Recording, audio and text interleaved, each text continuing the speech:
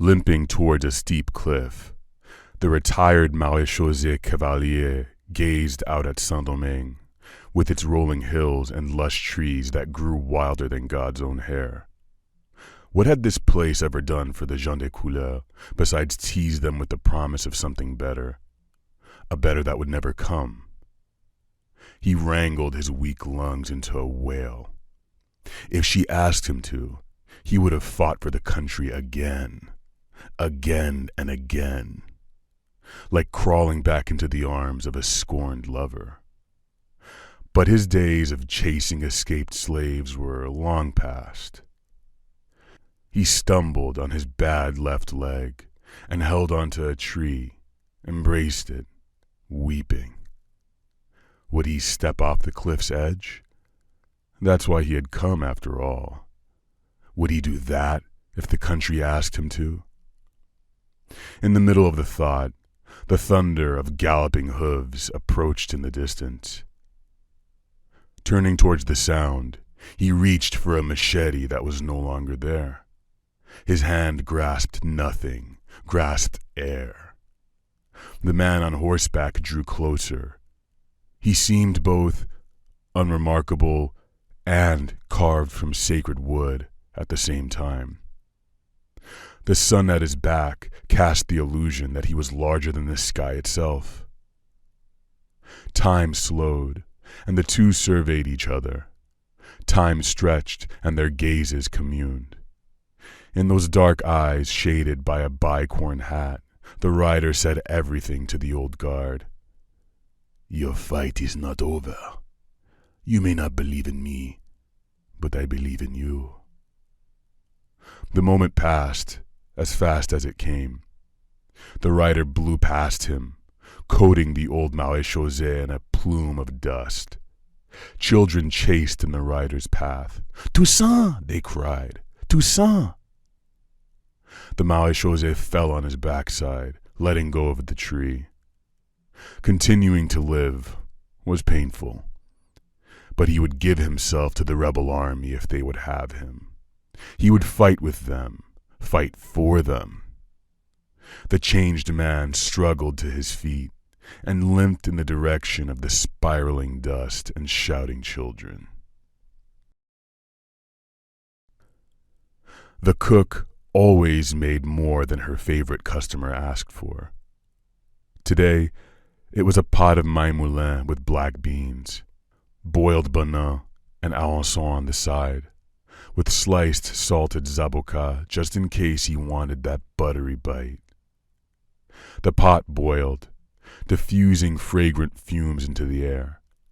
She fanned herself, but in the swish of her hand, there was only silence. Her younger self looked out at her through that silence and asked, "Is it real? Are you free?" It was real. She was free now, whatever that meant. But what had she done with that freedom? She poked the flames under the pot with a fatra bâton to make them burn hotter, brighter. In the light of the spitting fire, her favorite customer walked into her home, holding his hat in his hand. As usual, she had not heard him coming in. He was sweating, looking around the room, perhaps searching for his past and future at once. Together they sat and talked as they ate, moving spicy morsels from hand to mouth.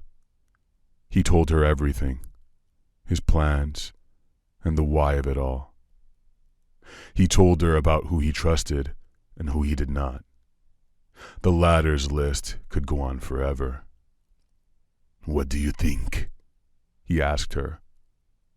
She cut another slice of zaboka for him and urged him to eat more. The man was too skinny for all the fighting and riding he did. Though he protested, he ate, and only when his mouth was full with chewing did she tell him what she thought. "You hide too much," she said. "You must include everyone in your ideas. It can't just be me you tell these things to." Her favorite customer became irritated at this, nearly choking on a piece of arançon. He shook his head. He looked away. His departure was as abrupt as his arrival. He left behind an envelope filled with money for her and her family.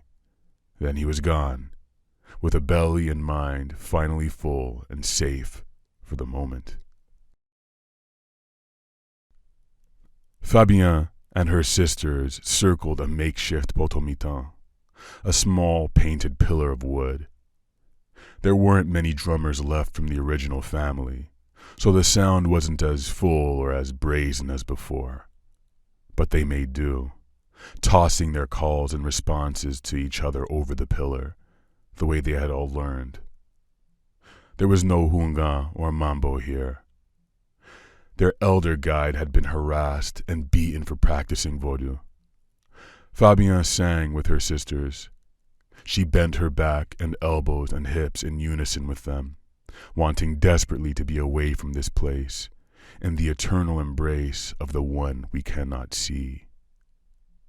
Even when the sisters went into trances, when Loise carefully picked who would be mounted, Fabienne felt that something was ending, that they would never be safe.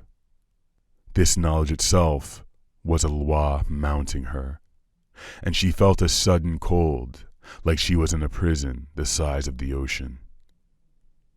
In that prison, Fabienne saw an old man. As he tried to pen a letter, he shuddered hard, his teeth chattering. She swam and froze in that prison with him. She wanted to point and laugh, to say that he caused it all, that he trusted Blanche far too much, and look what it had brought him. But she could not, because in that moment, pity displaced contempt. She pitied the man, and so sat with him in the prison. And when she tried to read his letter, the words melted, and she saw dark-skinned people who looked like her, but in strange, colorful clothing, watching her be created by a flat veve made of fast light. And she was the light as well, and now she was waking up on the ground to the sounds of drums and her sisters shouting, praising. "Who mounted you?" her sisters asked later, as they hurried to leave no trace of what they had done. "What did it feel like?" Fabienne found that she could not say what it had been, but she felt it lingering still. She would never be able to tell anyone what had happened when she was mounted by the light itself.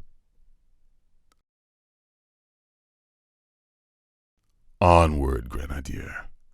Whoever dies, that's his business. Perhaps, Lord, if I fight hard enough, perhaps then you will reward your child. Guide my horse. Guide my blade. Protect my blood from their poisons and their plots. My children and wife are so precious. Perhaps, Lord, if I fight hard enough, I will show them that I have been your good and humble servant. And I can calm this cowardly, dark urge to say to hell with it all and flee. Surely you made me this way, and gave me the ability to govern under your laws and will. Why, then, did I have to suffer? There are times when I feel I am no different from any given horse underneath me. That is my secret, you see. When they are galloping to the point of foaming at the mouth, when they think there is nothing left in them, I show them how to fight further. The things you have shown me are too great to not pursue. I am your humble servant and your child, but I must always stay vigilant. There are many close to me who plot and sharpen their blades. I can see it in their eyes. We, they do not understand. I am like many in one. I am writing letters and bargaining and grieving and begging, but I am, perhaps most importantly, doing what I was made to do. All I ask, if I may, is that you keep my sons safe. I will negotiate an honorable surrender and retire after this meeting. Surely my detractors will see reason, and I will be able to continue the work that you set before me. Merci.